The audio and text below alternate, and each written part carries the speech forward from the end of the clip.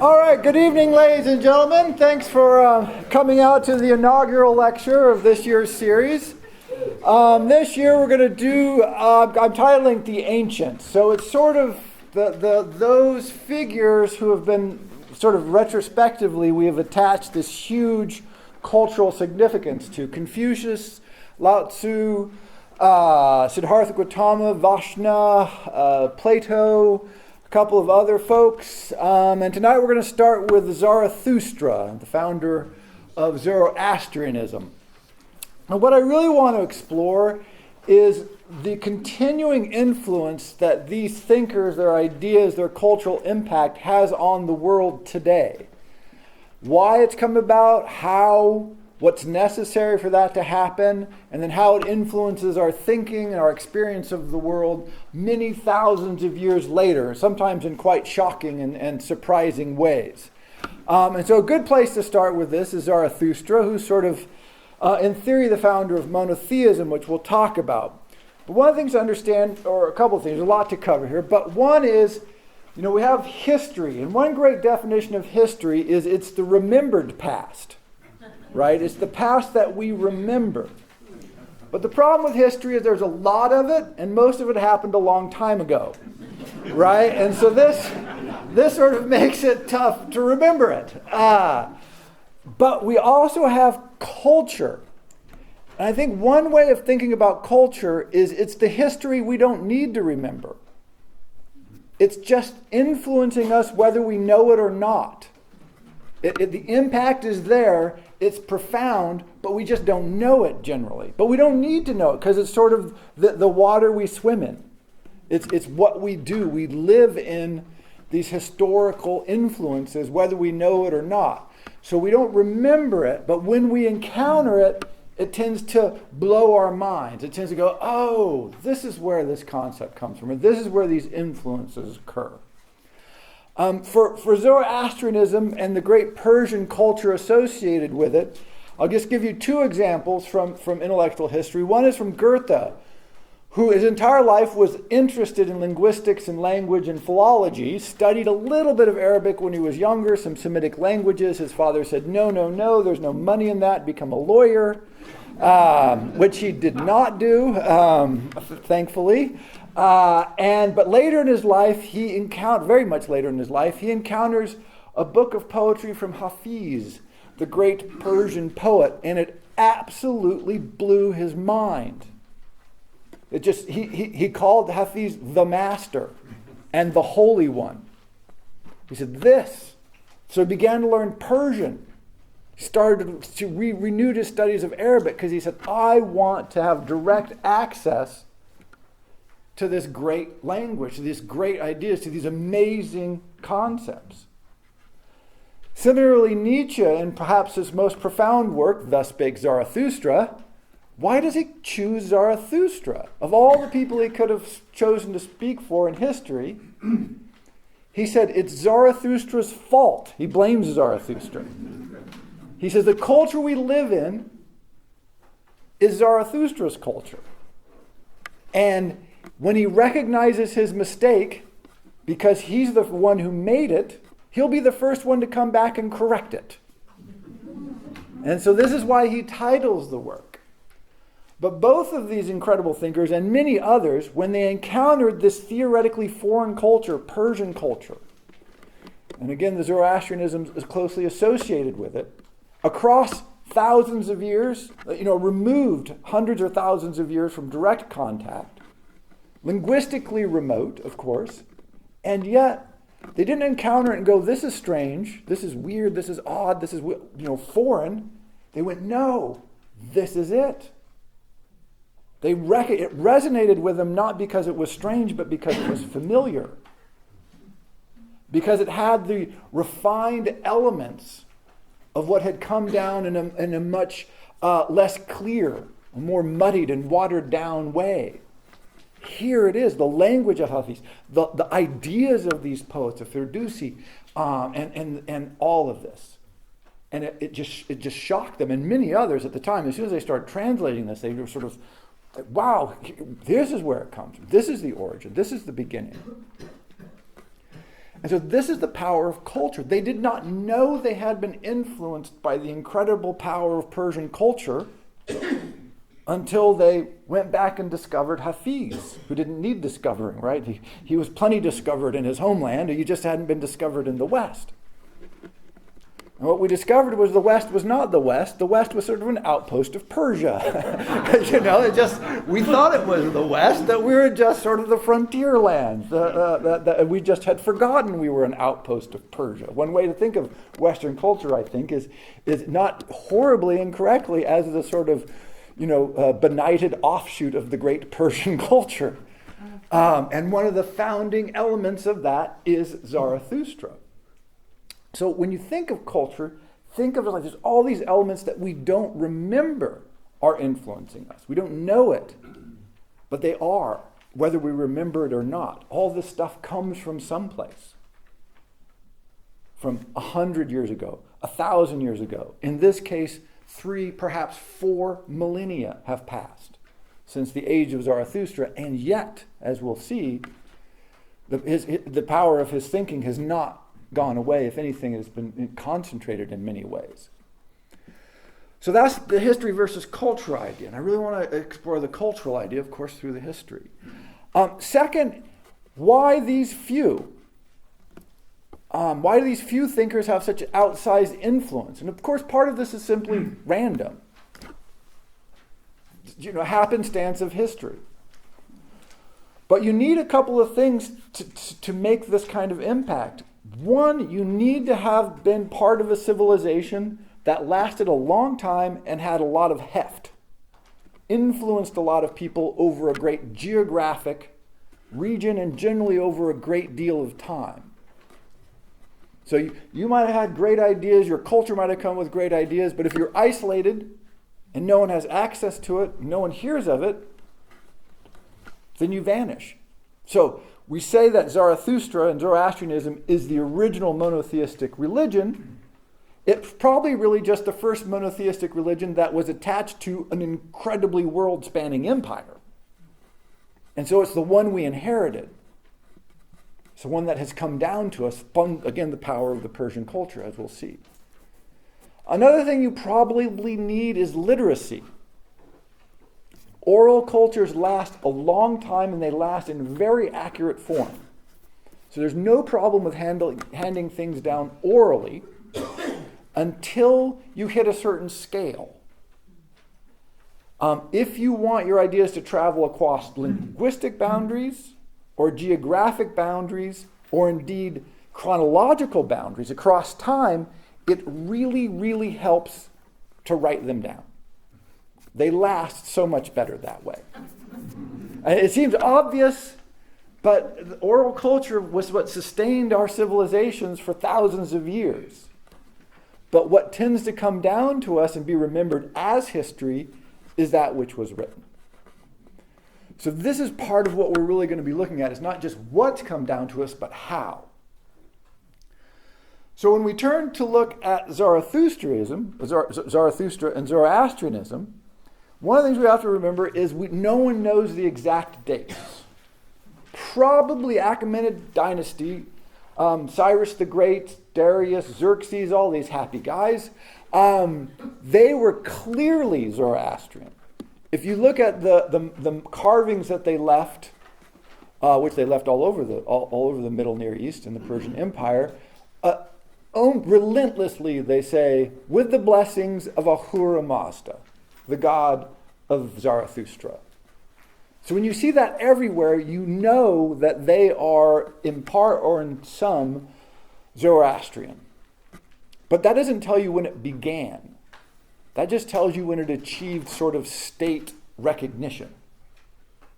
So it's sometime before the year 600 BC. Now this is widely debated. Some people say it's a little bit before, with the Medes perhaps 700 BC. Some people say no, it's 1000 BC with these tribes in what is now northern Iran. Some say no, it goes back 2000 BC. Really hard to know. The latest extant Zarathustrian writings come to us from about 1200 AD.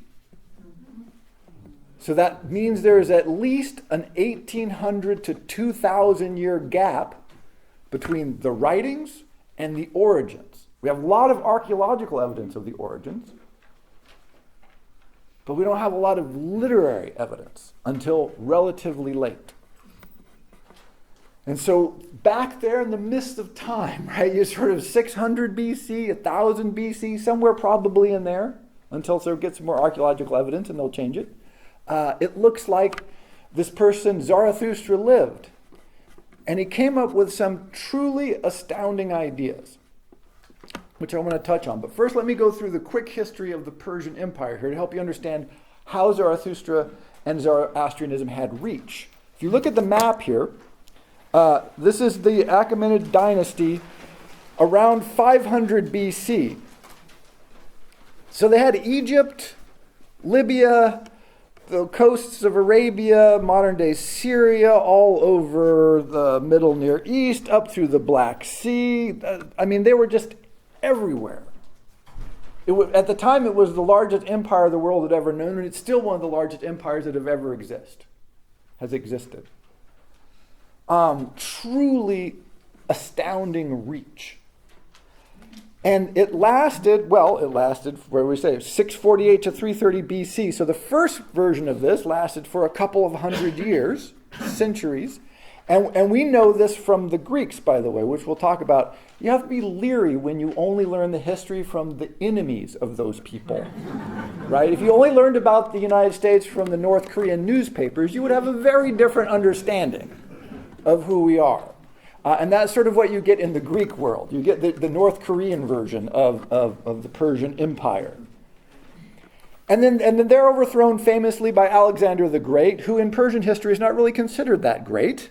One of the crimes against humanity was the burning of Persepolis, which was sort of one of the intellectual capitals of Zoroastrianism. That's why we don't have any texts, is because Alexander sort of burnt them for us. Thank you.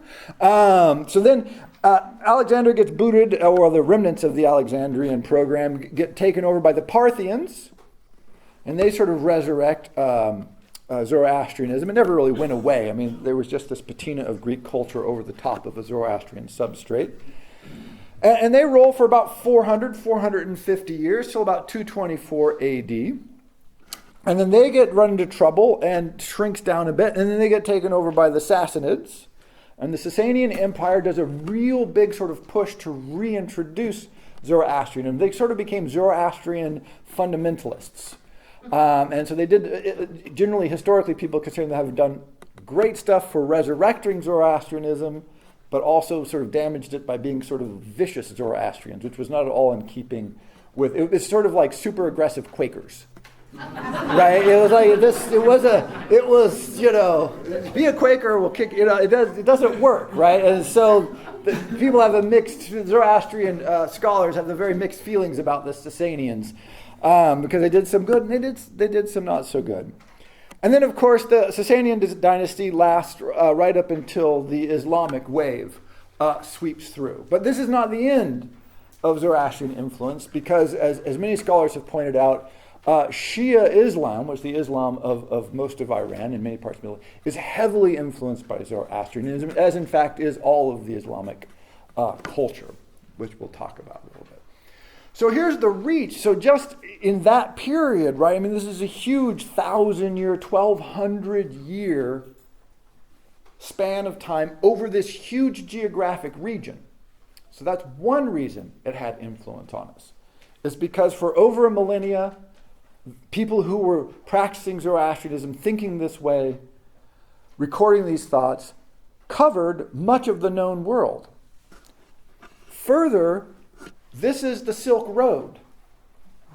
And so Sasanian and Parthian traders in particular were spreading out all along the Silk Road. And so one of the ways we know about Zoroastrianism is that the Chinese, who were trading, of course, along the Silk Road, gave special dispensation to the Zoroastrians to have fire temples in Chinese territory, so that the traders, the Zoroastrian traders, Parsis, could travel along the Silk Road freely. This was very rare. The Chinese did not do this regularly, so it sort of stands out in the Chinese diplomatic history. By the way, the Chinese wrote everything down. Lovely people, right? If you want to know history, just read the Chinese because they've got it all in a filing cabinet someplace. It's an amazingly literate culture. I mean, it's just phenomenal. But anyway, so those texts are there. And so one way we know about Zoroastrianism is because they had this reach going towards China. But also they go the other way to India. They had huge influences in Gujarat, in the Indus Valley, in all of these areas all over the ancient India.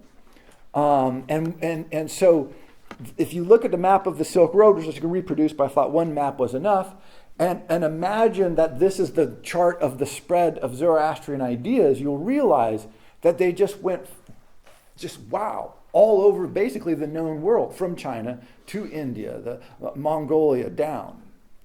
And then in the parts that we're more familiar with Greek history, this would be during the Achaemenid period, and then during the Roman period, lots of influence going that way.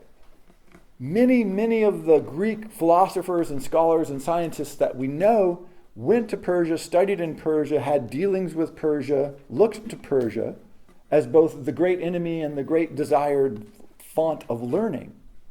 This is where a lot of this knowledge is coming from. A lot of these ideas are flowing out of Persia, having huge influence. Directly in the fact that these people actually went there, and indirectly that there was this hundreds of years of competition and trade going on. So famously, one of the sort of archangels of Zoroastrianism, which we'll get to in a moment, is Mithra. And during the Parthian era, the cult of Mithra just took off in Rome. Right? And historians were like, where did this come from? Where did this come from? And they realized, they got it from the Persians. This is a Persian idea. And the Romans, were fighting with the Persians, were trading with the Persians, fighting with the Persians, trading with the Persians. All of a sudden they went, wow, we love this. And so all of these Persian ideas, all this start to flow into Rome. And then, of course, they come down to us through that way. So Persian ideas have come down to us in any number of ways, which we'll see. All right, so that's sort of the really quick sketch of a huge, massive cultural history. Thousands of years, over 1,000 years of central political, economic, intellectual, religious power spread over a vast geographic area and influencing everyone around it, from China to India to Rome to Greece and to parts beyond. I mean, just phenomenal reach. And again, just influence, as you'll see. So why Zoroastrianism? Why Zarathustra? What makes it unique? One, monotheism. If you've ever heard of this concept that there's only one God, which you may have heard of, I know it sounds silly, but people believe it. This comes to us from Zarathustra and Zoroastrianism. Again, it is hard for us. We're so used to this concept. We've been told that this is like the obvious answer, right? Of course there's one God. All of the good religions have one God, and then we just fight over who's right. All of those religions that have more than one God we know are just silly, right? This is roughly our cultural take. But where did that idea come from? Well, it comes from Zarathustra. It comes from Zoroastrianism, from the great Persian Empire. This has been so profoundly influential, it's just mind-boggling. But we forget that it's weird. This is an incredibly strange and deeply unsatisfactory idea. And yet it's had legs for thousands of years. Before you get monotheism, and I always think the first time someone suggested monotheism, everybody laughed at them. But it caught on. But you had, historical anthropological history suggests you had a mix of animism and polytheism. Now, animism is a common belief that everything is alive and pervaded with the spirit. You, trees, rocks, clouds, rivers, mountains. And so you associate spiritual existence with usually natural phenomenon. A particularly large river has a great spirit. The sun has a great spirit. A beautiful tree is worthy of worship, recognition. It's very local, physical, and palpable. Now this makes sense, right? You stand at a mighty river like the Columbia and you just feel something. And you go, wow, that is amazing. You also have a version of this, and again, if you think of all the Greek myths, you also get the version of polytheism, where you have lots of gods, and they're really just ill-behaved, dangerous humans. Right? And you go, war is sort of this person who goes around creating trouble. We know these kinds of people. So there's just one of these people. They're really big and scary, sort of muscly and slightly unbalanced, and we worry about them. But notice how palpable and understandable that is. It's very concrete. You can understand it, and there's lots of them. Because the world is crazy and disorganized, and there's all these different forces, psychological, and that just makes sense. Now, monotheism says, no. There is one all-encompassing, world-spanning, prime-moving, omnipotent God that you cannot conceptualize. So great and so mighty, and inhuman in every way. This is like a pure abstraction. If you remember your first day of sort of algebra, when they said, here's a symbol, and it represents something, could be anything, and you went, what? Think of this. This is a leap of abstraction that is really quite amazing, at least to me. Because a beautiful tree, big river, got it. That there's some crazy God out there that makes earthquakes happen? Sure, because how else do you explain earthquakes? But now that there is one universal God spanning everything that you can't conceptualize because it's so great and mighty, what? What am I supposed to do with that? But this is the central tenet of monotheism, and it comes to us from this tradition. This is Zarathustra's idea. But it seems to answer a deep human need to think of the world as organized and as meaningful. So on one hand, you get this crazy abstraction, but you also get this notion that it's meaningful. And one of the things you get with Zarathustra and Zoroastrianism is a story. And the story is as follows. This may sound familiar to you. The world was made by, inhabited by, this great god, Ahura Mazda. But there's evil in the world. There's a contest between good and evil, and your decisions matter in the balance of the universe. This is the huge difference. When you have the Greek gods, it doesn't seem to matter what anybody does. They just do random stuff, beat you up, rape you, give you gold. You're a hero, you're dead. It's like, what is going on? And you try to appease the gods because you're just like worried all the time. They made you nervous. But how much you mattered, how important you were, was just sort of random. Animism is the same thing. You are great and inhabited by a spirit. So is a tree. So is a mountain. So is a river. So you're just not that titanically important. Now, with Zarathustra's argument, he says, look, there is one God. He's in a war with evil, and you matter. Your decisions to choose good or evil will be the deciding factor in whether the world turns out well or whether the world turns out poorly. This is a titanic revolution in how people relate to God. And in Zoroastrianism, there's several components to this. One, you're good, Ahura Mazda is good. Essentially, you're an aspect of Ahura Mazda. And because Ahura Mazda is good, you're good. This is important. It has an essentially benevolent and an optimistic outlook on the world. People are fundamentally pretty good. Two, you have free choice. Now this is crazy. Right? This is one of those deep philosophical questions that's been going around for a long time. Does free will exist? Zarathustra said, not only does free will exist, but your choices matter. It's a crazy, democratic idea. The previous gods were there to smite enemies. This is what they did. Right? When you look at the gods of Isarhaddon and Ashurbanipal, they're big and dangerous and scary, and they'll kill you. That's roughly what they were for. But now, no.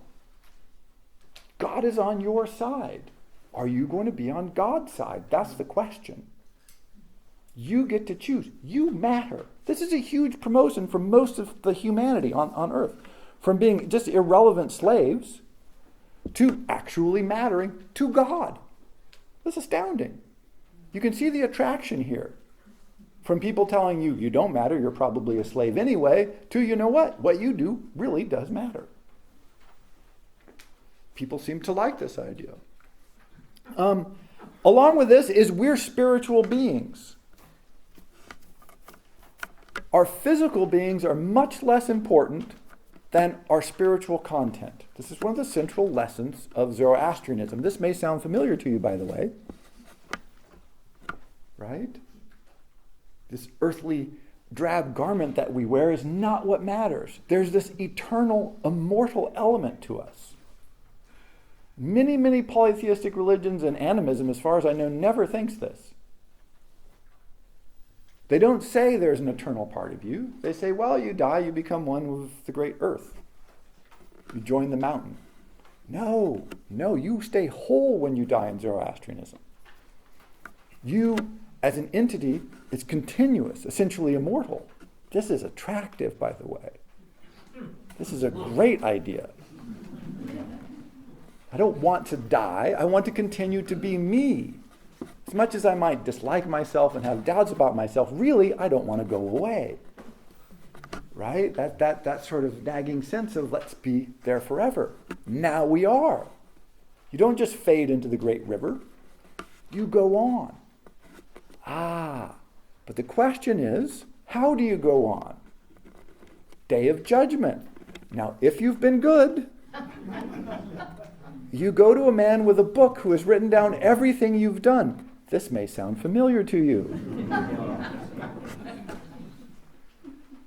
And this person, by the way, written down in a book, record keeping, literacy. This is not a random image. The priests could write. They were literate. They were not just oral, they were taking records. And so the obvious analogy is, of course, somewhere in heaven, Ahura Mazda has a whole bunch of secretaries who are also taking records. And you'll meet them. And they'll go, ooh.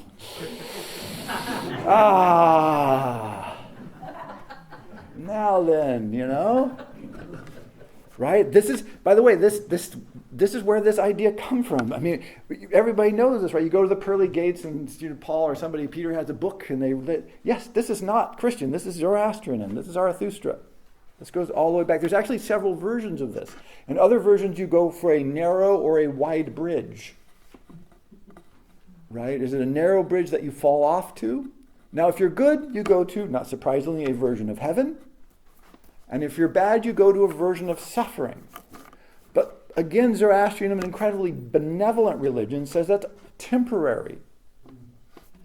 And at the end times, when Ahura Mazda inevitably wins, everyone will be resurrected, essentially forgiven, and we will all live in paradise forever.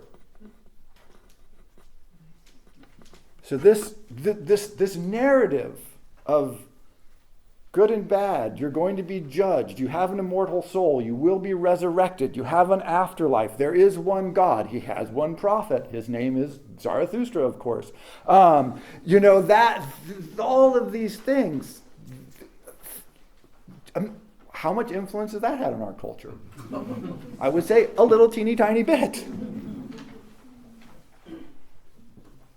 Yeah. And just so you know, this is perfectly clear in the record because you have the Babylonian captivity.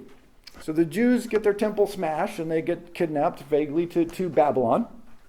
And then when Cyrus the Great, Zoroastrian Persian leader, conquers Babylon, he says, hey, we're pretty much free love on the religion thing. You want to go back to Jerusalem and build your temple? Knock yourselves out. We'll even give you some money to help you out building it. And most of the Jews said, have you been to Jerusalem? Babylon's really nice. But some of them, the more religiously inclined, that's historically accurate. Most of them just said, that's fine. We like it here. But some of them said, no, let's go back and build the temple. In the pre-exile books, you have a very Greek-like concept of the gods. By the way, there's plural gods is mentioned many times, but the one that jumps out to me is that Jacob wrestled God. Right? Jacob spent in one of the pre-exile books, I forget which one, he wrestles God all night. And then finally God in the morning damages his hip and throws him and says, okay, now you will be called Israel. The passage really makes no sense in many ways, but the whole concept that you could wrestle God, you do not wrestle Ahura Mazda. It makes no sense to wrestle a monotheistic God unless it's a really sad monotheistic God, right? It's like we have sort of this weak, pathetic. No, you know, all of the Greek heroes were constantly fighting. Gilgamesh kills a god. Gilgamesh fights with a bunch of them. That's the old polytheistic, concrete God. We can understand a God that we can fight but wins every time. Stronger than us, but not that much stronger than us. Ahura Mazda, no, he's the universe. You don't fight Ahura. It just makes no. Where would you grab him? It's not. So when you get the post-exile books of the Old Testament and of course into the New Testament, it's a whole new God. All of a sudden it's not gods of the tribe of Israel, very small, very local, other gods around. It's the God, and he is world-spanning. It's new. Read the Old Testament. It just changes dramatically in the post-exile books. Because they had encountered Zoroastrianism and they went, wow, that's a much better God. We're going to go with that God. We're going to change the name, of course. Can't spell it, so we're going to go with Yahweh. It's much easier to spell. So that transition is perfectly clear in the archaeological and the literary record of the times.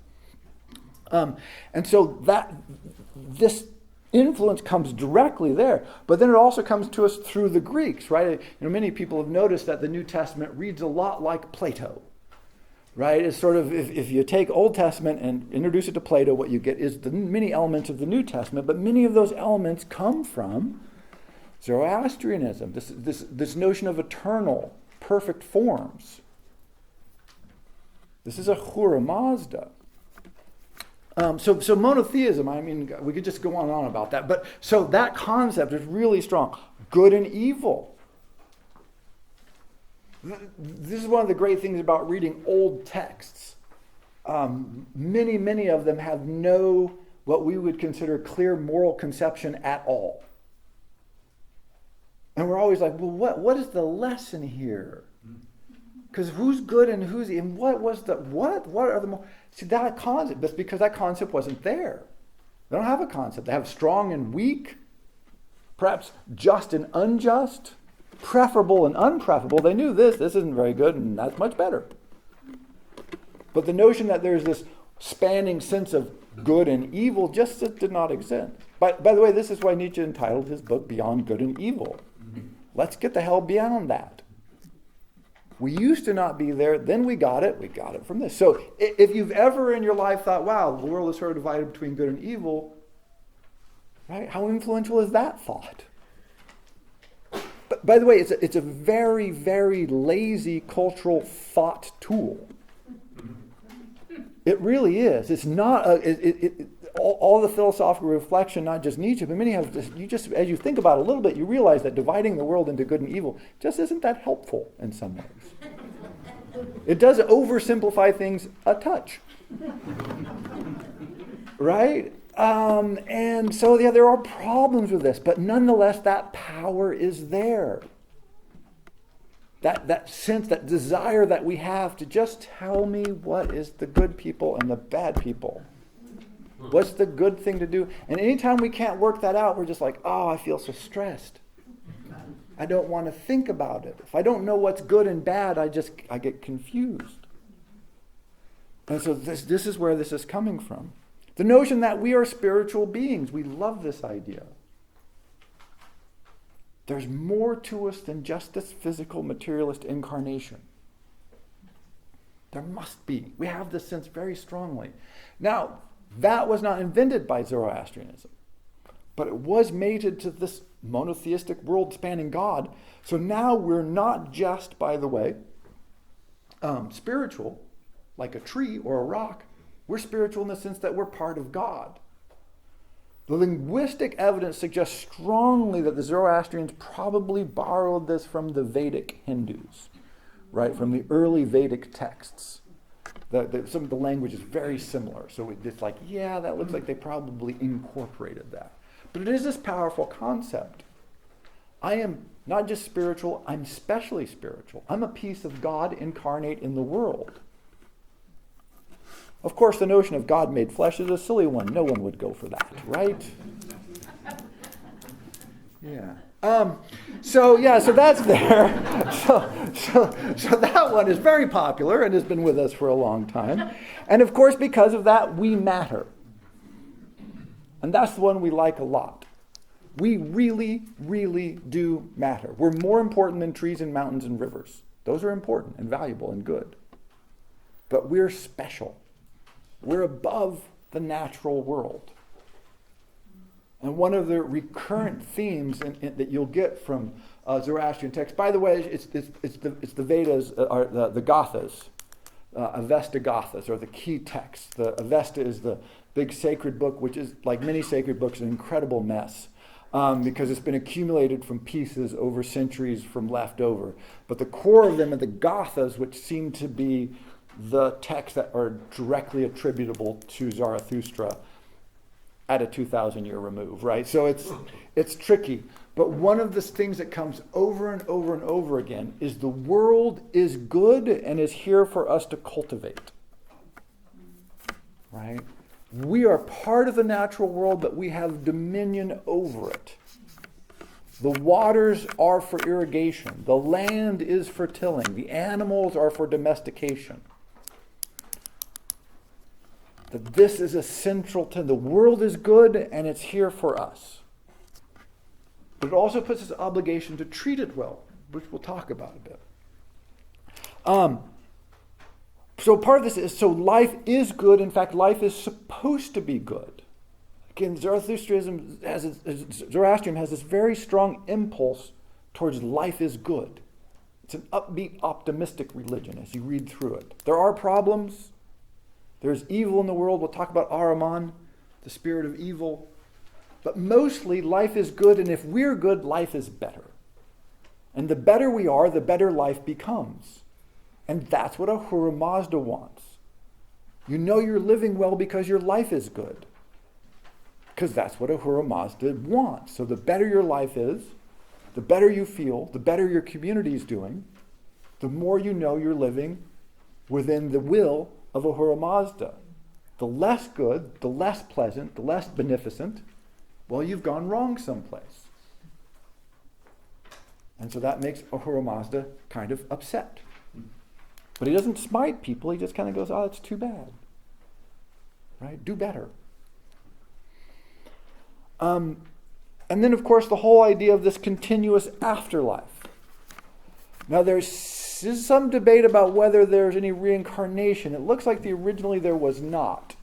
That you just died and you went and hung out either in paradise or in suffering, waiting for the final resurrection. And that was a big break with the animist polytheistic tradition in which you generally just died and went away. Or the Hindu tradition, even the later Hindu tradition, which is this continual endless cycle, or if not endless, sort of very, very long cycle. Because it meant you stay whole as you. And they were very big on the continuity of the human being. So these central tenets are what came down to us. Now, the problem, though, as I mentioned with monotheism, and a lot of this is, so what am I supposed to identify with? How do I express myself to an abstract, world-spanning, all-knowing, all-seeing force of energy? It's like saying, who's your God? Well, dark matter. What do you know about it? Not much. Where is it? Everywhere. Can you detect it? Probably not. See, not helpful. We don't like that. Even physicists don't like it, and theoretically they don't worship it. It just drives them crazy, right? They want to know more. And so immediately what you get is these, I gave you this list. So you have Ahura Mazda here, it's on the front, is the prime mover, uncreated, single God, opposed by the force of Ahriman. Now the notion of Ahriman is like a Satan with a pitchfork and a tail and all that. Think very much more like gravity. Like it's just this element that got introduced into the universe that is everywhere.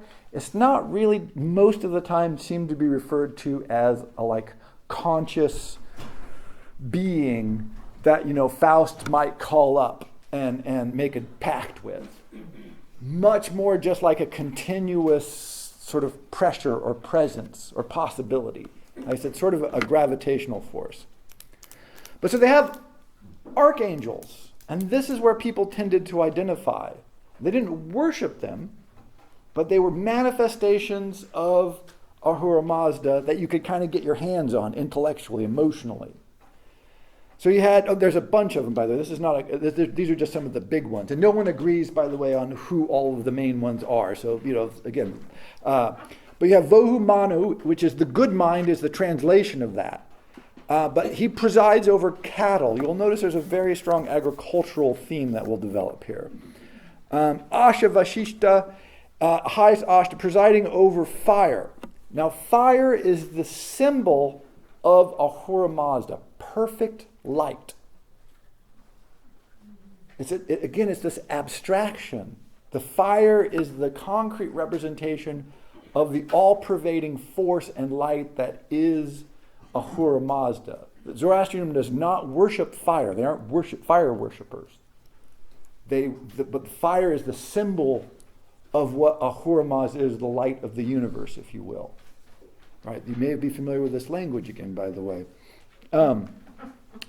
I'm sorry about these names, which I'm killing. Kashastra Vaira, literally desirable dominion, presiding over metals. And these are specifically the metals that you mine. Right, so there's a sacred spirit that presides over mining.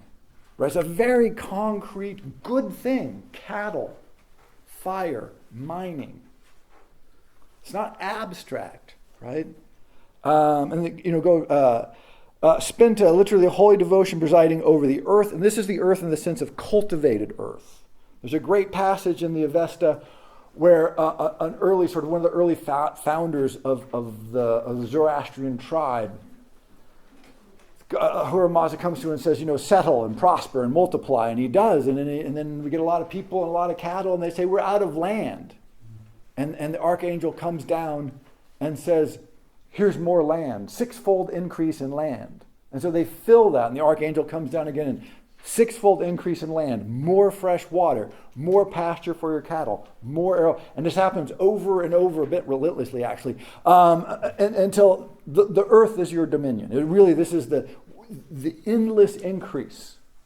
And it seems like a sort of crazy idea because we think of nature being limited. But if you look at the size of the Achaemenid dynasty here, it does have this sort of endless capacity to it. It truly, truly is vast. And because they were continually making agricultural progress, very scientifically advanced in many of their techniques for irrigation, for instance, they were multiplying. They really were expanding dramatically. It worked. Well, at least it worked for 1,200 years. Hurvata, perfection of health, presides over water. So all of these key angels are concrete. And you see this in the Catholic Church, right? All-knowing, all-seeing, all-powerful God, wonderful. Mary, that we understand.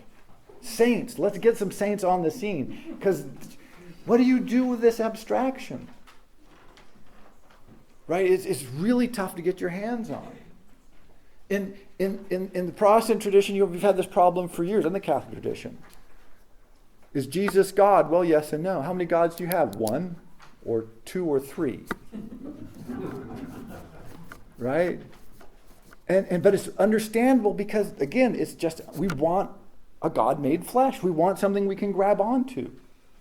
Something we can see. Something we can relate to. God as man. We can relate to that. Suffering, we've got that. Just total abstraction, no. We don't. And so people say, well, is Zoroastrianism polytheistic or monotheistic? Well, they have one God, but it has lots of aspects that you can relate to. This is, again, a very popular concept, continues to this day. So when people say have a personal relationship with God, this is what they mean. This goes all the way back. This is nothing new. This is not developed in the last 1,000 years. This is several thousand years old and traceable at least back to the Zoroastrians. And so the core moral imperatives of Zoroastrianism are benevolence, uprightness, cleanliness, cultivation of the earth, and moderation. It's an interesting list. They really, really mean benevolence. They believed in being good. I mean, this is central tenet is if you're good, God blesses you. If you're not, He doesn't. Be good. That's why the phrase you'll often hear is with Zoroastrianism, which is their motto essentially, is think good thoughts, speak good words, do good deeds. And occasionally you'll see this translated as good thoughts, good words, good deeds. I would argue it's important to keep the think, speak, and do in there. It's a very active religion. It is not, you do not conquer most of the known world in quiet contemplation. You do, you speak, you think. It's an imperative. You must act. If you aren't literally, physically doing good, you're failing. You can't just, it's sort of roughly the opposite of retiring from the world. You have to be in the world doing good works, or you're not good. So part of the problem we have with the Persian Empire, again associated with this, is we get them from the Greeks, and they said, oh, they're these fey Sybarites who sit in silk curtained lounges with all these women and fruit, and they're just not very manly, and they're sort of, hopeless. And so us, the mighty man-like Greeks, will conquer them. Which they didn't, of course. But you don't conquer, again, all of this territory and control it for hundreds, nay, thousands of years by just hanging out eating fruit in sort of nice gardens. The active imperative is there in the Persian culture. Go, do, be, think, say. You have to be active. If you're not, you're not good. It's a very strong. People always accuse in the ancient world the Athenians of being like this, but a lot of this is the Persians. And so I thought there's an actual quote from the Avesta here. Now I will proclaim to those who will hear the things that understanding man should remember. For hymns unto Ahura and praise to good thoughts, also the felicity that is with the heavenly lights, which through right shall be held by him who wisely thinks. Right? For hymns unto Ahura and prayers to good thoughts. That's what we want. This is repeated roughly 10,000 times in the Avesta. It's really a tough read, I will say this. It is an amalgam text. There's amazing passages in there, and then there's lots of praise Ahura Mazda. But that is really the core of it. Think good thoughts and praise Ahura Mazda, and everything will be fine. I'm not going to read all of this, but I thought it would be nice if you had just some selections here. This is from the Gathas. This is from the part that is associated most closely with Zarathustra himself. Hear with your ears the best things. Look upon them with clear-seeing thought. For decision between two beliefs, each man for himself before the great consummation, bethinking you that it be accomplished to our pleasure. Hear with your ears the best things. Look upon them with clear-seeing thought. For decision between two beliefs, this is between good and evil, each man for himself before the great consummation. As far as I can tell, now this may be record, but this is perhaps the earliest invocation that every individual is called to speak and think for themselves. That moral imperative that you are responsible for you comes from Zarathustra, from this Zoroastrian Persian tradition. And we think, you hear this all the time, oh, America, freedom, right? Land of the individualism. Oh, here we go. This is this new thing on the planet that people should be responsible for ourselves and make your own decisions and reflect on your own moral guidance. And yeah, America, we've been here for 12 minutes. And it's all us. Except for this Persian bit. It's all us except for we got it from the Persians. Right? This very strong individualistic line comes powerfully. You can't miss it. If you read a bunch of ancient texts and then you read the Zoroastrian texts, it just pours off the page at you. Because there is this do good deeds. It's not Gilgamesh do good deeds. Not the king, not the priest, not the hero. Right? If you read the Greek classics again, it's a lot of important, noble people doing things and a lot of everybody else getting crushed and nobody seems to notice. The ship sank and poor Ulysses almost drowned. Well, what about all those other poor suckers? Right? They get like, oh, that was sad, I miss my friends. But poor Ulysses, poor Odysseus out there on the waves, right? We really focus on him. Great story, by the way. I love the story. But you just realize that they just throw the other characters overboard. They just die left and right. Nobody seems to notice. They don't matter, basically. They only matter in the context of the noble people who are associated with God. And they're heroes, demigods, chosen by the gods. In the Zoroastrian tradition, we're all chosen by God. We're all Odysseus. We're all Achilles. We're all Gilgamesh, right? We've got the Spirit of God in us. But that comes with this incredible responsibility. Now you're going to be judged. So what the hell are you going to do? This is not the religion of slavery. Now, the Persians had slaves. But it is this very strong lean towards actual people begin to matter. And this is, again, newish. Now, the Egyptians had polytheism. They had an afterlife and they had judgment. But boy, hard to get any sense that people mattered at all. I mean, pharaohs mattered. Some of the priests mattered. But everybody else just seemed so much chaff. So this is new. And by the way, this may be inevitable. You get larger civilizations. You get larger cities. You get more diversification of trades. You get more literate people. And all of a sudden, people really do start to matter.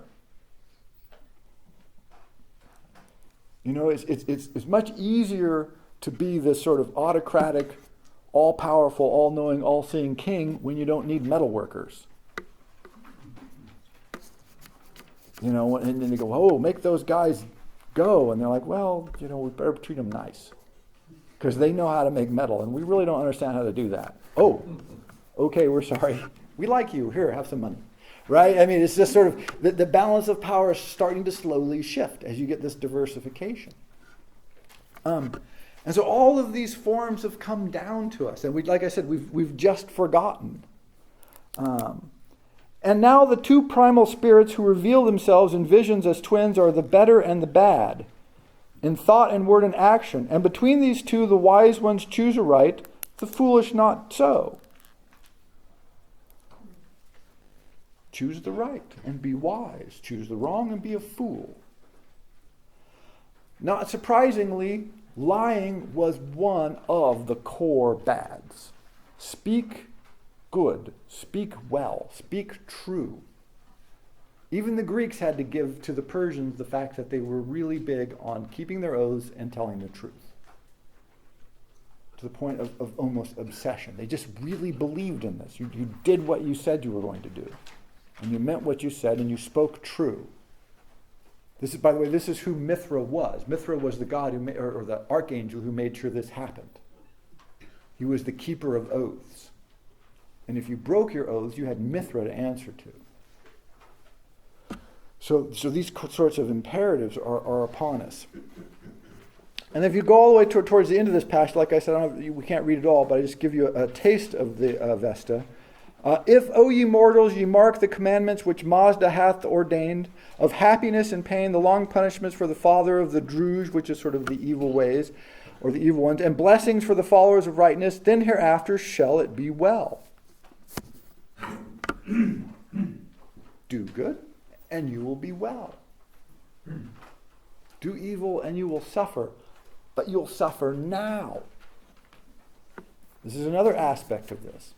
For Ahura Mazda, you want to have a pleasant afterlife, but much of the goodness comes to you now. There's no evidence that they thought suffering now for something good later was a good idea. They thought suffering now meant you were doing something wrong. Because life is good. Ahura Mazda wants you to have a pleasant life, so if your life isn't pleasant, you've gone wrong. We struggle with this concept. We like the idea, but then we also have the tradition that says, no, you're supposed to suffer and struggle, and life is a drag, and then good things happen later. We have both, which makes us confused. But for the Zoroastrian and the Zarathustra tradition is much clearer. Life is good, enjoy it. If you're enjoying your life, then you're doing the right thing. If you're not, you're probably not doing the right thing, which to me has a kind of a good way of working things out. So 700 rolls around-ish, and Islam overwhelms Zoroastrianism. Many of the texts had already been lost. The Sasanian dynasty was helpful and unhelpful. And essentially, the Persian concept falls from our minds, from our history. We forget where all of this comes from. Right? There's this great interregnum. We lose access to the language. Well, we literally stopped trading for a while. The Silk Road is broken up. What is to become Europe turns inward looking. The Mediterranean becomes essentially a closed sea for a while. Trade overland becomes incredibly difficult. We don't have the scholars or the linguistic knowledge to maintain contact or even understand what's coming to us for hundreds of years. One way to think of the Dark Ages is we forgot Persian. What were the Dark Ages? Oh, nobody speaks Persian. Of course our times are dark. Your life is bad when you don't know Persian. You lose your poetry, all the beautiful art, the history, the architecture, the nice gardens. That's the Dark Ages. And then, like I said, slowly, with the development of philology, as we move into the 15th, 16th, 17th century, when trade starts to open up again and we start to look out, our first thought is, wow, aren't we great? And aren't those backwards people a bunch of savages? Which seems good. But then we went, oh, wait a second. Hold on. Nietzsche, Goethe. They started reading. They started seeing. They started listening. And they went, oh, this is us. This is an unbelievably powerful, focused, unmixed version of some of our better nature come to us again like an echo, hearing it. And that's the incredible power of culture. We don't know this, we don't remember it, but we swim in the sea of this civilization that we thought had died 1,300 years ago. But it didn't die. It us today, continues to influence the world. One, by the way, there is still Zoroastrianism. They're Parsis in and around Bombay in India. Although probably better to call them Parsiism now, because it's sort of course, they've been in India for a long time, and Hinduism sort of absorbs everything that comes in contact with it. It's an amazingly powerful ability to do that. But they're still there.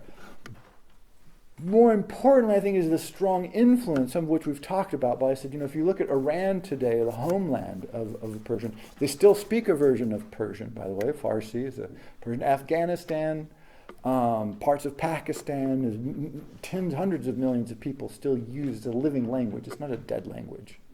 It's been continuously spoken, not by us, so we figure it doesn't matter and no one speaks it, of course. Just by literate people with good poetry, and it's still there continuously. The archaeological research is going on, and the influence, as I said, is incredibly powerful, particularly in the Shia version of Islam.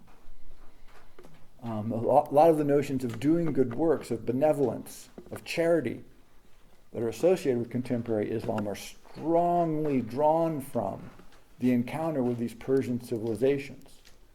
And of course, this extends into China because you have the whole Persian influence in China, and extends into India. I mean, it's just all over the place. But if you've ever wondered to yourself, you said, wow, where did monotheism come from? What a crazy idea. See, we don't wonder that kind of stuff, do we? It's weird. You just think, well, that must be it. Those polytheistic people are strange and we're normal. That's because we've forgotten that we live in this heritage. And the heritage, it just shapes our thinking to a phenomenal degree. And so one thing I would encourage strongly, everyone, is to remember, Zarathustra and the incredible influence of Persian civilization. Because like I said, we are sort of this muddied inheritance of the greatness of the Persian world. So thank you very much. Persian. Zarathustra.